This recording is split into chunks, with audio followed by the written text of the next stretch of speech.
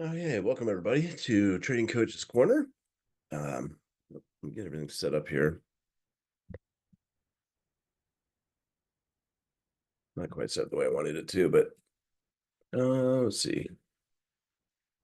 Anyway, oh, that's what I need to do. Sorry. You have to bear with me. I'm fighting a head cold right now, and I'm just not feeling so great. So I apologize. I'm a little bit out of it today.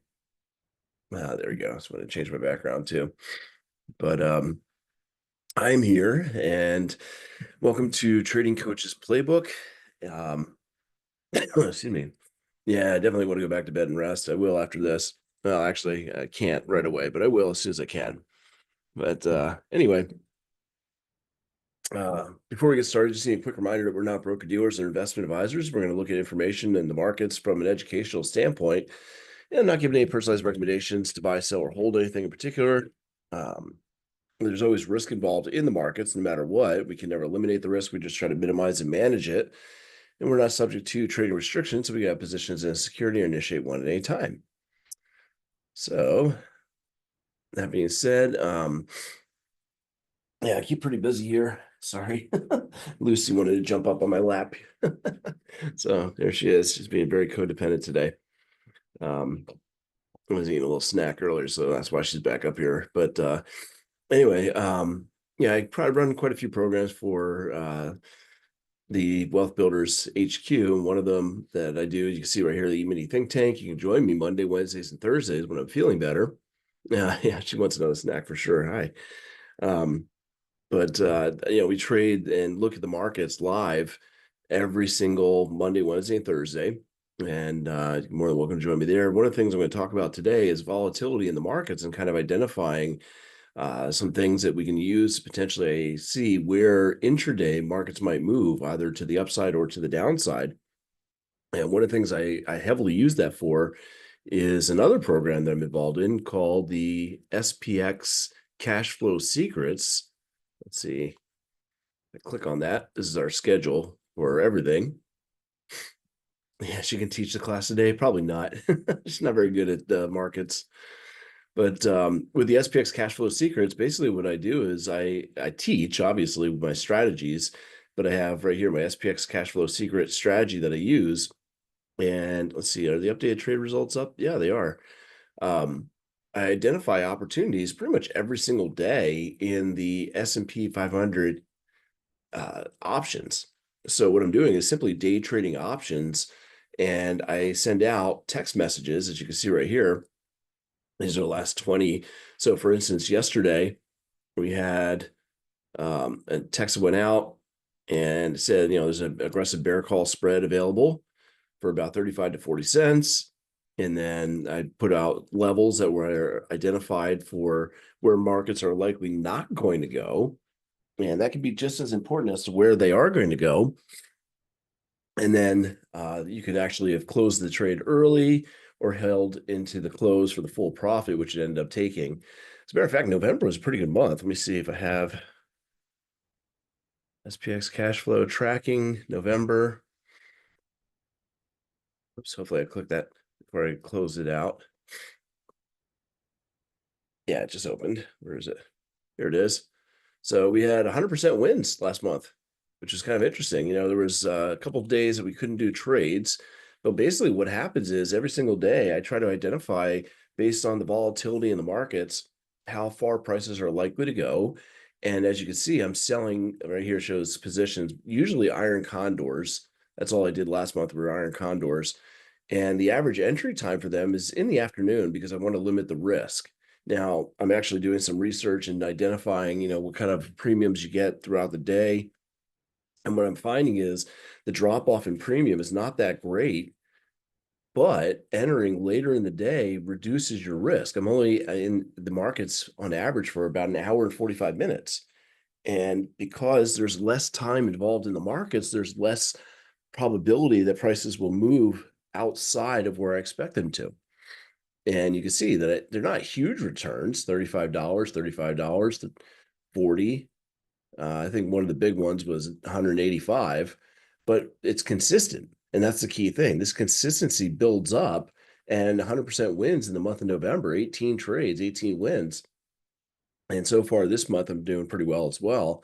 Obviously, now I probably jinxed it by saying something, but that's what I do is I look in the markets and I identify where prices are not likely to go based on a few different categories, a few different things. And this is my actual chart that I use with some of the tools that I use as well. So I want to kind of talk a little bit about that. One of the things that many people do to look at the markets, basically what we're dealing with in trying to identify price movement is volatility. So for instance, I can go out to say a daily chart, and you know what, I'm going to use the NASDAQ because I don't want to mess with the ES for right now, but it doesn't matter. And this can be applied to pretty much any security, any time frame. It really doesn't make a difference. They're all pretty much the same. Let me see, where did it go here? So clean up the chart. There we are. And one of the basically when we're looking at volatility, there's a couple of different measures or tools that we can use to measure volatility. Volatility, there's two types. You have historical or statistical, and that is the past. It's basically represented by the chart itself because it tells you pretty much where prices have gone, how far they've gone. And we have the future, which is implied volatility, and that's looking forward, or the future, if you will. But basically, volatility is, I guess, the wiggle distance is the easiest way to put it. How much is price going to wiggle, be either up or down as it moves forward? So when we're looking at volatility, typically you're looking at, I guess, 30 days is kind of the norm. So your implied volatility for the next 30 days, how far a price is expected to move percentage-wise from where they are currently. So we can look at that in a couple different ways. There's a couple different indicators that we could use. So for viewing it, one that comes to mind that a lot of people use is ATR, and that is average true range. Now, range is just simply the distance between high and low. That's no big deal. True range also incorporates any gapping from the prior day. So, for instance, this little red candle right here, if we were looking at the range would simply be high to low. But the true range, you actually go high to low, but you include if the close is outside of that area from the previous candle. So the true range, as you can see, is going to be slightly wider than just the range, which is this to this. So true ranges are always going to be a little bit higher, and they include any possible gapping that's going on. And that's what we actually want to look at is true range when we're trying to view this. There's also, obviously, we have implied volatility. And volatility, it's like not just the wiggle, but it's also an investor fear gauge. That's another way that people kind of view it. It's investors in general like consistent returns, like knowing what's going on in the markets. They want to see gradual moves that are sustainable. Excuse me. And if we get large, quick spikes in the markets, that is increasing fear that there's going to be big moves in price, and sellers of those markets want to be compensated for that fear, for that danger that they're coming into. So that's why you're seeing options and even some securities increase in value when volatility increases, because there's more danger and the sellers wish to be compensated for that. So when it comes to, say average true range, especially in a trending market, we can look at 100% of that average true range. So for instance, if I bring this in as an indicator, let's type in ATR. There we are, just average true range. And let me get rid of this for right now. It's just my RSI, but you can see here's the ATR. And right now, the ATR is much lower than it has been in the past. And that's something you might want to take into consideration depending on how you're trading. Intraday, it's not going to be as critical. But basically, I'm not going to use the ATR for the current candle. I'm going to use the average true range for the candle that's already finished, yesterday's. And looking at this one right now, a couple things I want to make note of. One, close, and that close from the prior trading day, and I got to make sure it's actually correct too, but that is 21,473.25 according to my chart, my daily chart. And right now the ATR for this particular day was 286.59. And basically that average true range can be considered to kind of be how much gas you have in the fuel tank. So if we're moving in a particular direction and you know how many miles per gallon you get, in this case, about 286 in this tank, that's how far away that we should be able to move from the prior day's close before we run out of steam, if you will, before we run out of gas. And excuse me. Yeah, I'm struggling here. So 21,473.25, and we add 286.59. That means that we are likely to cap out if we have a bullish trend today and run out of energy right around 21,750. Well, that means we still have some room to go here intraday, don't we? So I put in a line there. Yep, wrong one. There we go. Coordinates. I think it was 745. Nope, 759.84.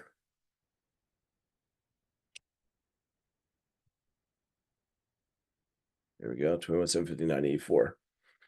And again, this is not going to be 100% accurate, but often what you'll see is prices intraday intercept that point. If you're in a strong trend, you're likely to see a pullback or at least a stalling in that area. And if you correlate that with prior supplier demand, it could become a very powerful boundary area where prices are not likely to get beyond. So it could be a possible turning point. Or if in this case, we're not there yet, well, when I go to trade intraday today, maybe I go down a 15-minute chart. If I can get a pullback to an area of demand, I now know that I have potential profit because we are nowhere near our actual target based on the average movement of this security. Now you'll notice the ATR dropped when I went into the intraday. It's measuring the average true range of each of these candles for whatever time frame you happen to be trading on. So if I wanted to see, again, daily, that's going to tell me what's happening intraday. I could even use the weekly. So if I go back to 1 week for the chart and refresh, here we go. Well, I can take a look at last week's close, and let me edit this. So last week's close, actually, let's just go back to a random week just to see how this played out. For instance, right here, we had a big move to the upside, collapsed back down the following week. Well, this particular week's close was 21,231.25. Okay, I'm getting the information from right up here, by the way, in case you're wondering. And on this big green candle, this is the one I'm focusing on right here. I want to see, were we told where this red candle might stall out on the pullback? Well, the ATR on this particular day, there we are, is 777.54. It's pretty big. So obviously we had a bigger candle and some big candles before it. So the ATR goes up a little bit. When you get smaller candles, ATR tends to go down.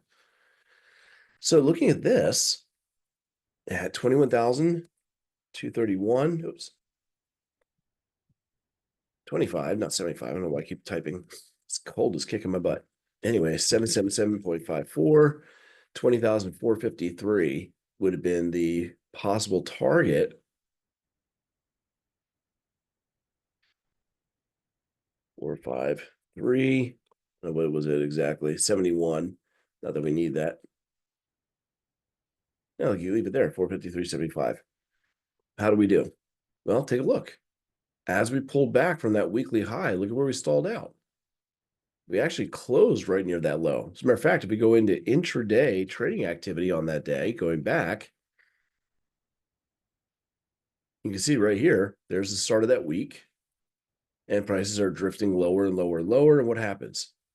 We pretty much bounced right at that area, and we end up closing just off those lows. There's the close right there. So that was pretty accurate, wasn't it? I just picked that randomly, and it gives you an idea on a short-term swing trade. Again, if we were looking at intraday trading or even swing trading for a couple of days, we knew kind of an idea of how far we were likely to move to the downside before we got a pause, or in this case, we actually got a bit of a reversal, didn't we, in the trend? It came back down again, but eventually went higher. So you could do this, like I said, on any time frame, any security. If I go out to currencies, Euro USD, same thing. I can look at daily or weekly, it doesn't really matter. And I could take a look to see where prices, and here's an example. Let's do this one. We have prices kind of consolidating here in a flag. So we have a pole, flag, and we want to know, okay, the next day, if we break out of this, how far are we likely to go? Now, again, it's not 100% accurate, but if we take a look at our close here, it can give us an idea of at least where we're going to get a stalling point. The close on this day, 1.06986. ATR on this day, 00688. I believe that's right. 710, 688. Yeah. So again, doing the math,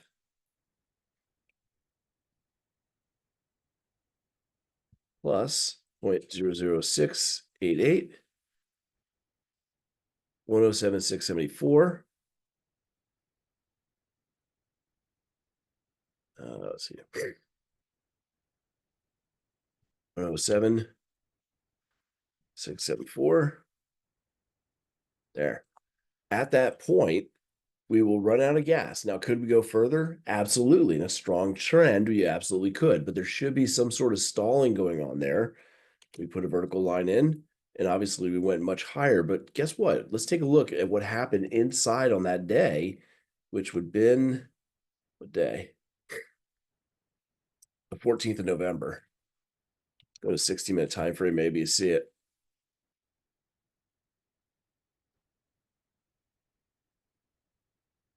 Where is it?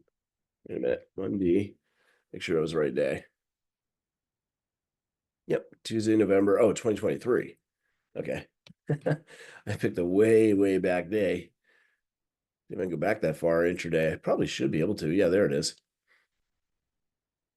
And, well, this case, it didn't really do much. So on this day, we would have expected stalling somewhere in this area, and maybe even at this area of supply that was right near it as well. You see there's some basing and drop. Just below that, I think we have another zone. So lots of selling pressure just underneath that target of where we might run out of gas. And on that day, you can see initially we stalled out at supply.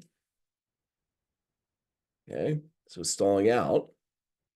But I don't know if that was news driven or what. Oh, that had to have been news driven. Picked the wrong day. Because on the 14th at 8 a.m., there had to have been some sort of news that caused that kind of explosive move to the upside and took us right past that target. So obviously there could be variations on a normal day, however, that typically wouldn't happen. But when there's big announcements, yeah, it can definitely blow it out of the water. Let me see, Forex Factory. I don't know if I can go back that far, but I could check. Let's see, 2023, November 14th. And see what I mean? There was news on that day. CPI numbers came out and they were lower than expected.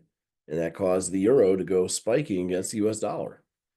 So you can tell when there's news because that's where you get those kind of big candles and movements like that. You don't normally get them otherwise. So I picked obviously a day that went a lot more than what we would have normally expected based on the ATR, but there was at least a pause in the area of the ATR as well.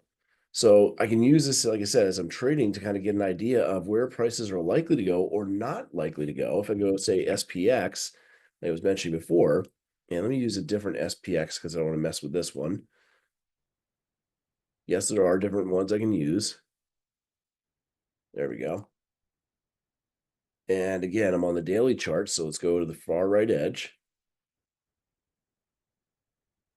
And you can see that we're stalling out already, but we take a look once again to see what is the average move and where did we close yesterday? Well, the close yesterday, 6075.11. ATR, again, yesterday's, not today's, 46.96.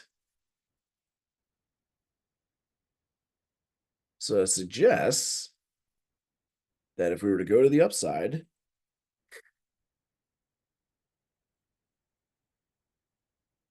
we should run out. No, I did that wrong.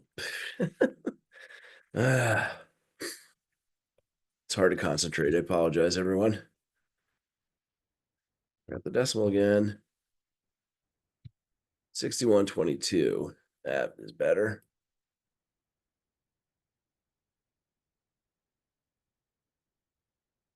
It's over. 61.22.07.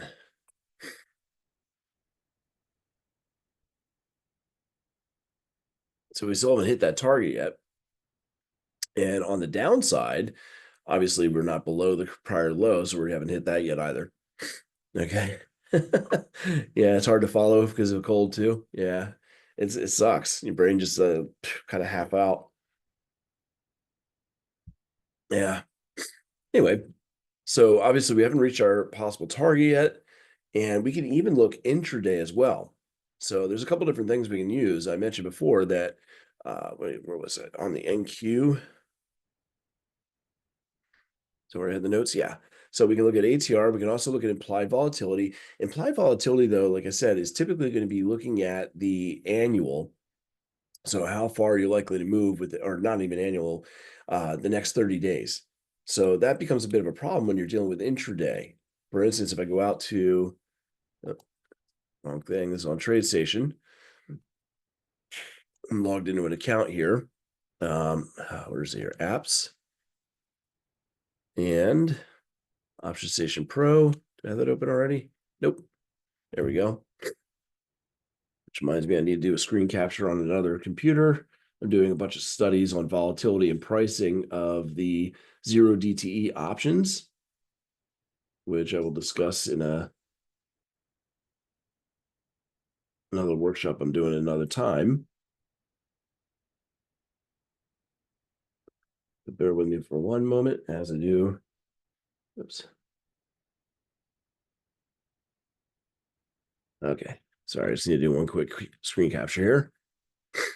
And there we are. Okay. So again, if I take a look at SPX, these are the options on TradeStation that are for the 0 DTE right here. And this is, again, what I trade on a daily basis. That's what I showed you with these trades. All of these are on the same thing. That's why it's called an SPX cash flow. It's all in the SPX, iron condors, or yesterday we did a bear call spread. And basically, I try to identify where prices are not going to be. So if I go, see here, back to SPX, choose the right one I had here. We identify where it is not likely to go based on the gas in the tank, so to speak. And if we do turn to the downside, I could probably bring in that number as well. Not that I really need to use that one because it looks like we got a little bit of an uptrend, although we're kind of sideways today. But 6075.11 minus 46.96, 60.2815. So if I copy that, 28, is it 15? Yeah, there we are. So that's our range for the day based on how much gas we have in the tank.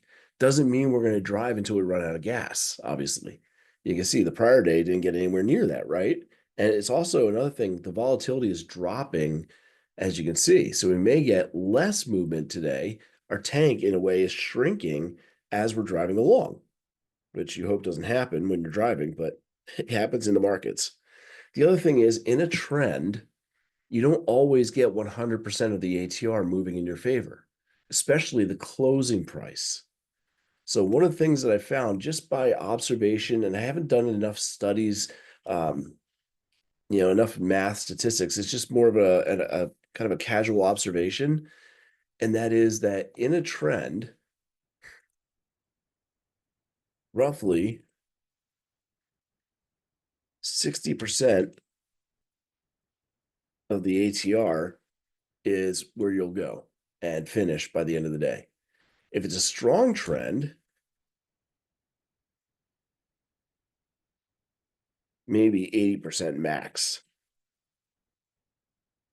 So now this kind of changes the game a little bit. Instead of 46.96, let's say we take 60% of that. Now we're only looking at 28, we'll call it 28.18, right? I'll just add this 6075.11, and that's now 6103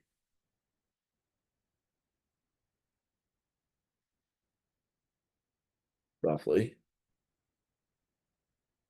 And look at that. We're much closer to where the high was today, aren't we? Get out a 15-minute time frame and show you. And same thing on the downside. If we start drifting lower today, make new lows from yesterday's close, same sort of situation going on here. I would look to see it was what I forgot what the number was. 28,176 minus 6075, 4693.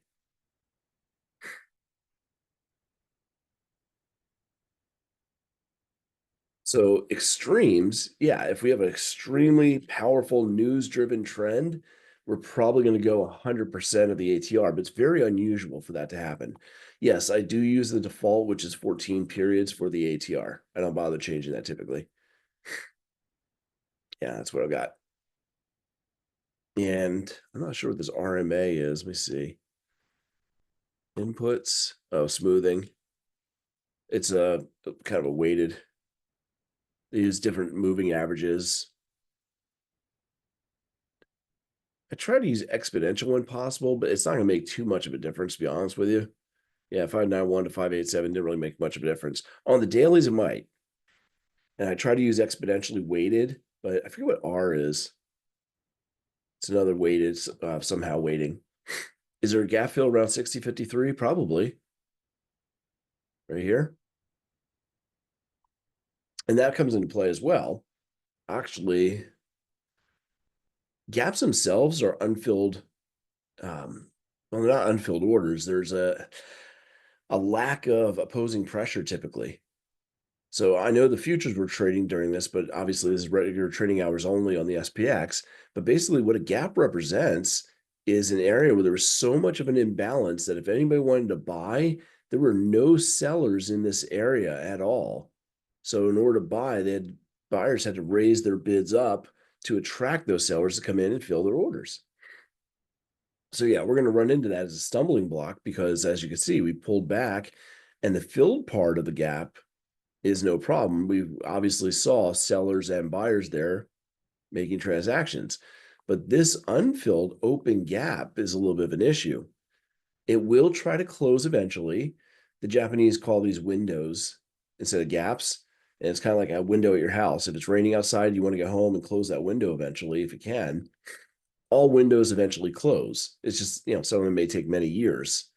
Some of them happen pretty quickly. And even today, we have another gap that we're dealing with, right? Right here. Wrong keystroke. It's a problem when you switch to different platforms or through different platforms in general. But anyway, we have an open gap here today. And again, that is an open gap because there were no sellers in this area and the buyers had to jump up to catch those sellers and bring them into the party. But anyway, as you can see, we came close to 60% of the ATR and started to turn around. The same thing should, in theory, happen if we get close to 60% on the downside. If it was a very powerful trend, you might go as high as 80%, very strong, large candles, heavy volume. But on average, you're only going to be looking at about 60% of the ATR. So again, I'll just take another random date. Doesn't matter when. I'll take this day right here. That is July 10th of this year. And again, we'll just mark off close in the ATR. close on that particular day. I can get to that one. There we go. Put my cursor there. And that is the 10th. It was 56.33.91. And the ATR on that particular day, oops, was 38.33. All right. Sure. Yes, it was. Great. So for the following day, we're likely to see the turning points based on 38.33. If it was strong, 100% of the ATR, more than likely about 60, maybe 65, 70% at the most. So we're looking at about 22, we'll call it 23, make it easy. So 23, that would be 56, right? 56, 56 on the upside. Come on. On this day, 56, 56.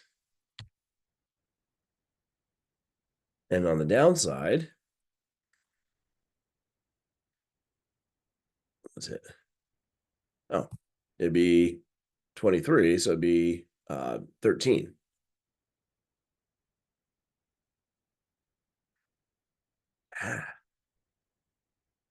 Doing this on keystrokes.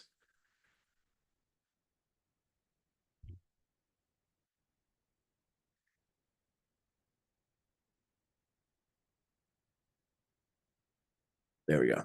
So we go take a look inside on that day. Again, this is on the 11th of July, 2024. And I could also do the 100% as well. Let me just do that calculation real quick, which was 56.33 minus the ATR of 38.33, 55.98.58.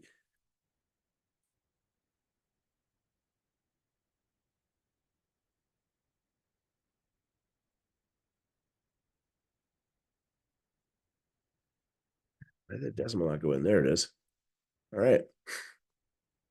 And let's take it down to say a 15-minute time frame. And again, go back to that day. There we are. And these are our anticipation turning points. Got the 60% up, 60% down, 100% down. I didn't do the 100% up. We actually exceeded it on the downside. You notice, well, kind of stalled a little after 60%. So that indicates that it's a stronger trend. I bet you if I did 80%, it would have been filled right in there.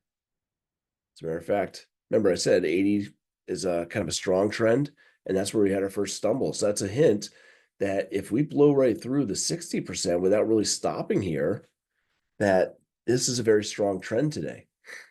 You go to 80%, we stumble a little bit and actually exceeded 100 in this case. But by the end of the day, well, I guess we closed below it all. I thought we'd end up closing inside of it, but actually closed below even 100% of the ATR. So again, you could also take a look to see if there's news that was kind of driving that this day.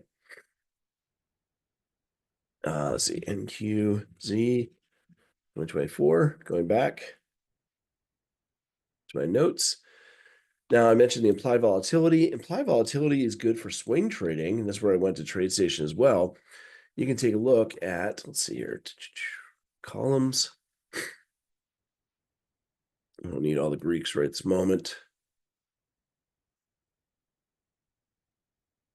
Implied volatility. I don't know if it has skew on this, what that shows.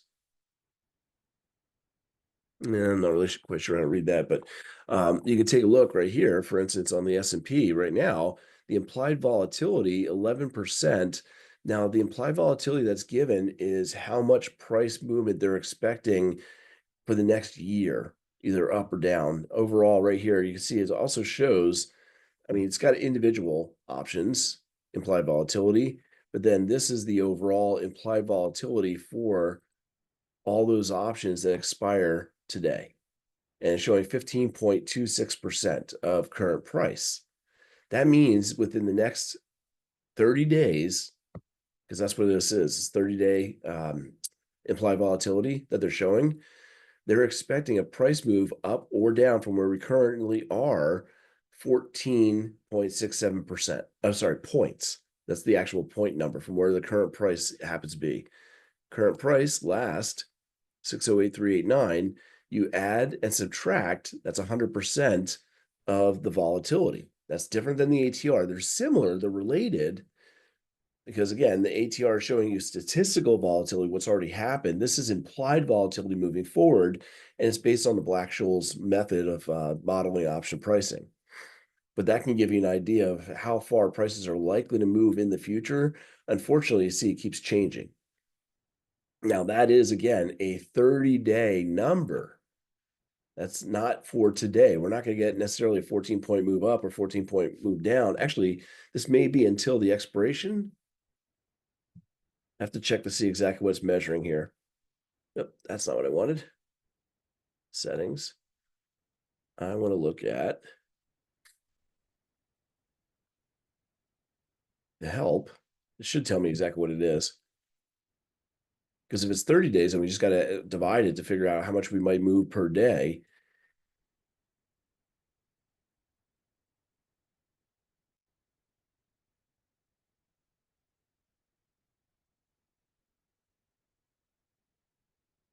And that's not showing me right here. Do more search.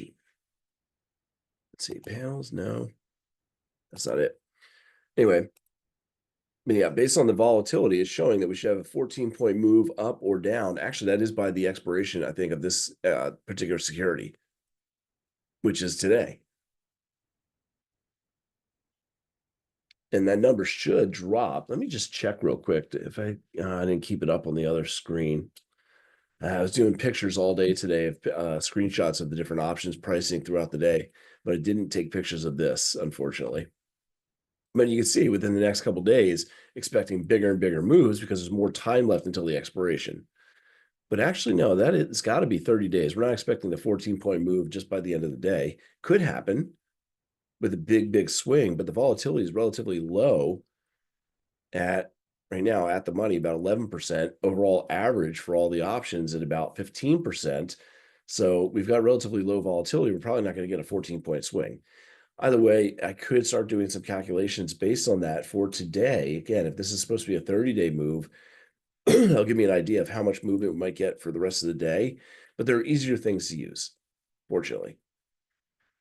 And one of the easier things to use is actually something I've got set up on my chart as well right now. Obviously, ATR can help us out. And honestly, I haven't tried it, but you might even be able to use ATR for the next hours as well. I go back and change this from daily to 60-minute. We obviously had news this morning that caused a big move and threw the volatility skew, right? See, the ATR has jumped quite a bit. But going back, if you're to look at previous ATRs, it could give you the same calculation, an idea of what might happen with the next hour or even 2 to 4 hours. Let's go 4-hour chart here. We've got about 3.5 hours left of the trading day, right? So if we were to look at the previous candle, again, I don't use the current candle necessarily, although, yeah, this one started at 10 o'clock, so we've got quite a bit of time into it already. But overall, right here, our previous candles close, same thing.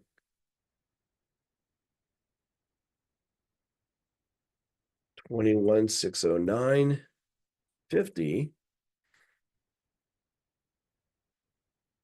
And then the ATR, 71.37. I know that 100% are the limits of where we're likely to go, but 60% is more realistic for possible turning points. Yeah, I can do this for the Qs and for, I happen to be doing this on the NASDAQ futures, but yeah, I can do it for the SPY and the Qs too. It doesn't matter. It's all the same. So we have 71.37. It's actually 48.82. And add that to the close, 21,609, 21,652.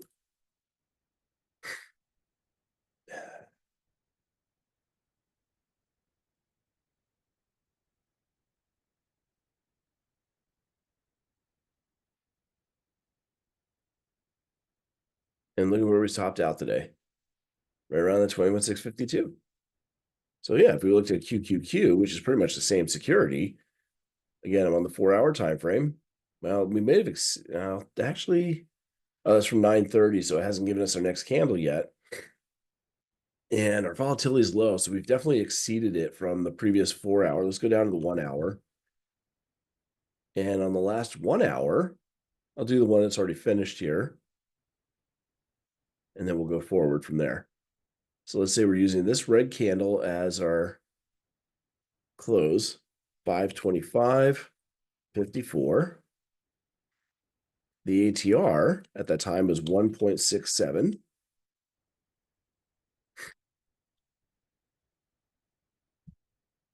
60% of that is just 1 point. So we have 526, basically.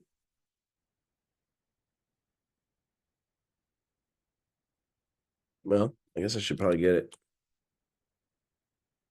Yeah, 526.54, basically.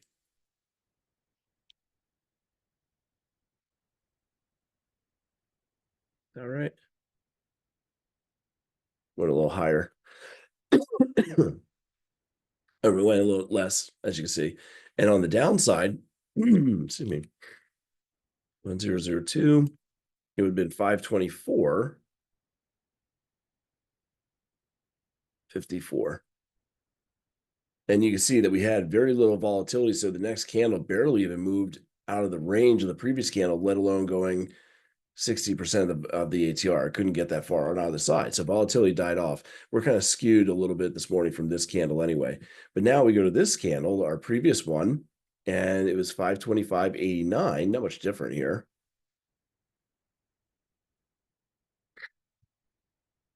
And the ATR is $1.57. So drop down a little more as we're getting further away from this weighting. It's going to be about the same thing. Again, if we're looking at our downside right now, the current candle that we're experiencing, if we take 525, subtract roughly 60%, it's going to be about 90 cents. So it'll be just above, I can't even think now. I might as well do it correctly. 94 cents minus 525.89, 524.94.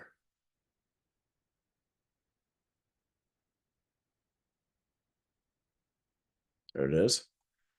And that is our downside target for where this current candle on this hour is likely to bounce. And we'll see if it ends up doing that by the top of the hour. So we're approaching it.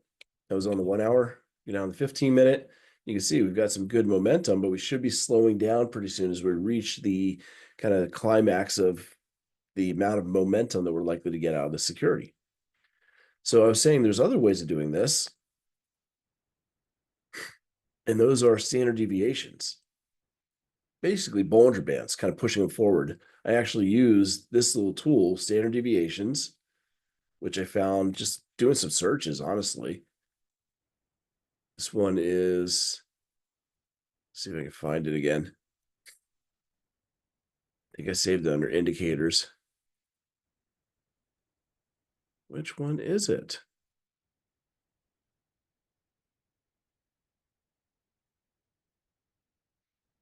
Because I experimented with a bunch of different ones. Let's see. Got it.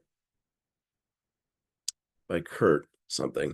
Anyway, there's a bunch of different ones out there. And the reason why I use this one is, as you can see, it's plotting forward on my standard deviations. And I can have 1, 2, and 3 sets of standard deviations being shown.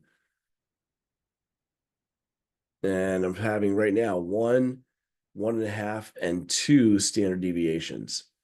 So standard deviation, basically, statistically, one standard deviation, which for some reason is not printing here in the purple, but that should be showing you 68% of all price should be contained within that based on the past distribution of price. 2 standard deviations should contain roughly 94% of price. So when I'm looking at trying to figure out where prices are not likely going to go, I want to use this to give me an idea based on the volatility of the security. That's kind of what it's doing. It's looking at the distribution of past price and mathematically, statistically showing me where prices are not likely going to go. Well, obviously, I can increase those odds by looking for things such as supply and demand, because those are the unfilled orders. I've talked about those. Excuse me, I've talked about those multiple times before. Okay.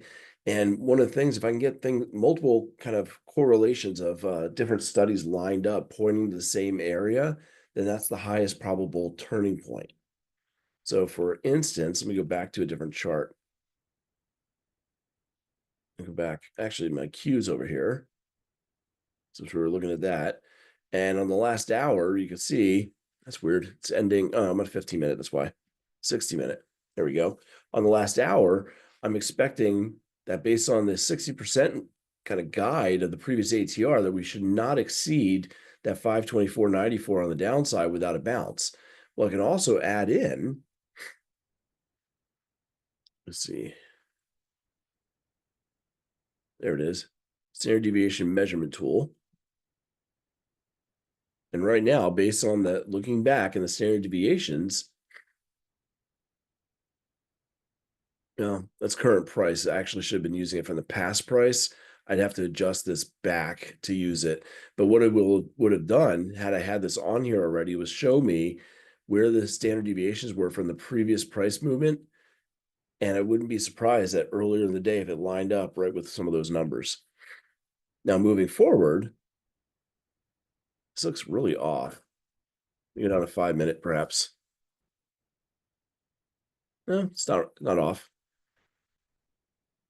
Should be getting quieter though. Maybe I got too much data. Come on, we're study. Nope, not the study. No, gotta do it this way. There we go. And it's using the closes. Let me just do maybe the last 10 candles. I think that's how it should adjust. There we go. That's a little bit better. It was counting back too far. So it was going back about 50. But if I go back, let's say throughout just today, 1, 2, 3, 4, 5, 6, 7, 8, 9, 10. Actually, even the last hour. Let's just do that. It'll be even easier. Right. So we have the last hour right here.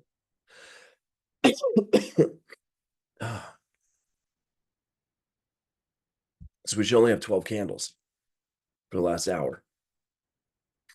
And if I take a look at that standard deviation for the last 12 candles, I'm on a 5 minute chart. That's basically a standard deviation for the last hour.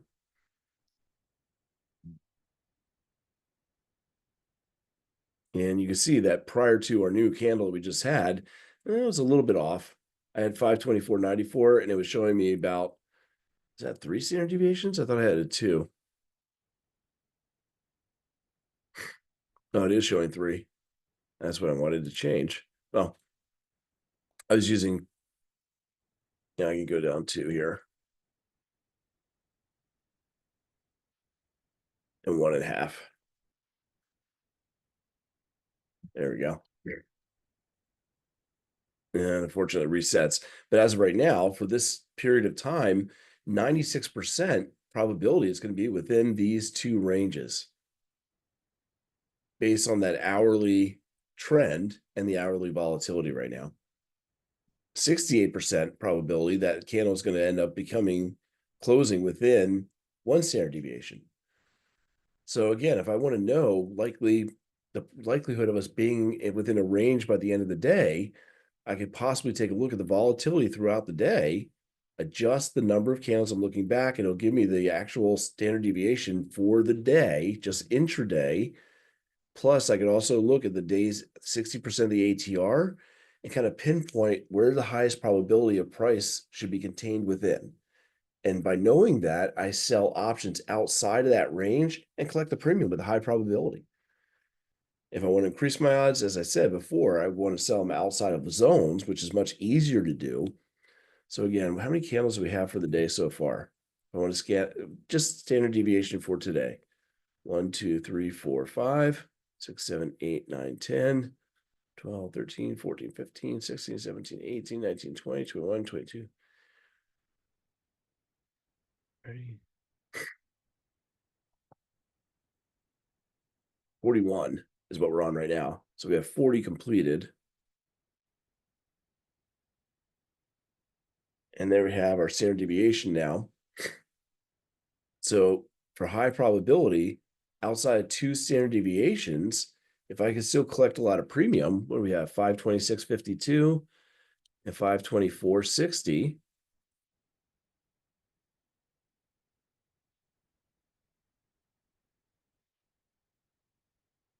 This many strikes, hopefully. Oh, maybe keep them.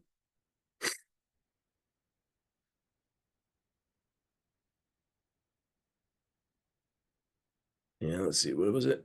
526, 524. This was, yeah.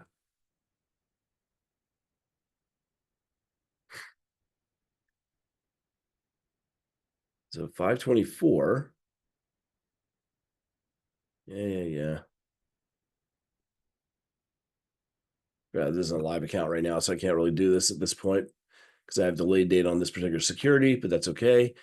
And 526, it was actually close to 527, wasn't it? Nope, 526 and a quarter was not, or 526 and a half. So yeah, 527 would be safer. And I'm not going to get much premium right now because it's late in the day, number one. And number two, where's my delta? Yeah, less than 1. So there's a high probability that it's going to finish inside of that range, which is why I won't collect much, like 15 cents. Natural spread's only 12 cents. So it's really not worth doing because, when max loss is 88 to make 12 bucks, I don't know. What's the rate of return on that?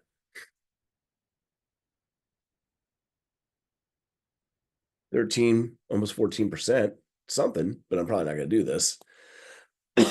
Plus, it's delayed data, so I can't right now. But basically, there's a high probability of it staying in that range. Again, because I'm outside the standard deviation, 2 standard deviations of price. Now, could we move outside that range? Absolutely, we could. But the probability is low because we have basically almost no volatility going on right now. We still have a lot of time left in the day, which is why I typically don't do this until 2 in the afternoon. And the funny thing is that there's still quite a bit of premium that I can collect in the afternoon. Plus, I don't need to have tons of premium. I just need to be able to collect consistent premium. And as you can see with the SPX cash flow, it's been consistent. Now I take a look. Let's see. Do I have the previous month? SPX October wasn't as good. Wasn't 100%, but it was 81% basically. So I've been consistently outpacing the markets and finding high probabilities. And again, only in the markets for about hour 45 minutes, almost 2 hours average time. The entry, as you can see on this one, was a little bit later for the average, 2:11 in the afternoon. Oh no, it was actually the same, 2:12 in the afternoon for the average entry time, and in for an hour 45 minutes or so. And I just identified based on the trend and volatility where prices are likely to move. So that way I can either set proper targets and achieve my targets within the trading time frame, or in this case, I actually sell outside of those ranges to be able to make sure I collect premium without having to have those options exercised or assigned. So that's a little bit on the volatility. If you want more on that and what I do, I'd love to have you join the program. Like I said, it's the SPX Cash Flow Secrets. I have educational videos that are in there, self-paced, as well as we get together for bonus sessions. They have Q&A sessions that we get together with. We're due for another one coming up soon. And everything's, transparent. And you can see all my trade results going all the way back to when I started the program a couple of years ago. And I've been doing this trade for, 9-10 years, I think, maybe even longer. Been doing this style of trading. And it's been working out very, very well. So I'm going to go rest, take some meds and a nap, perhaps. I want to thank everybody for being here. And if you have any questions, let me know. You can also email us at support@wealthbuildershq.com for more information. And Andrew's posted the link for you there if you're interested in joining me in the SPX Cash Flow Secrets. Actually, I can't take a nap. I got to get ready for that trade information. So I got to get the analysis done and send that out. So basically, like I said, the program is where you get sent an SMS text every day right around 2 o'clock in the afternoon, where I talk about the levels that are out there and where I expect prices not to go. And most importantly, a trade idea that's a hypothetical trade idea. You should practice in simulated mode before taking anything and make sure it fits your risk parameters. But I put out either iron condors or, like I said yesterday, was a bear call spread. I forget what it was exactly. Actually, I have it here. Last 20 text messages are all saved. It was 6095 to 6100. And I actually got filled on that one in this account, I believe. Oh, I'd have to go back. This one's just a small account that I'm playing with right now, but it is a live account. Where the heck is it?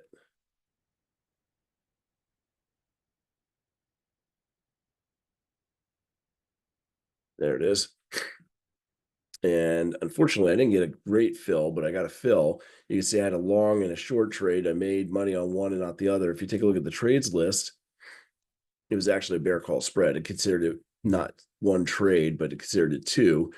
Ended up with long at 72, getting out 12 cents. And then the short, or no, the other way around. The short was 72, buying it back at 12, bought at 32, sold at 7. So net, that's how that trade came out. And I just did one contract in this one because I was just playing around with a smaller account just to see how it works out and tracking this for long term. I also have it done in other accounts too, more contracts. Anyway, I got to go. I keep talking. So thank you for being here. Until next time, trade safe, trade well, and take care, everyone.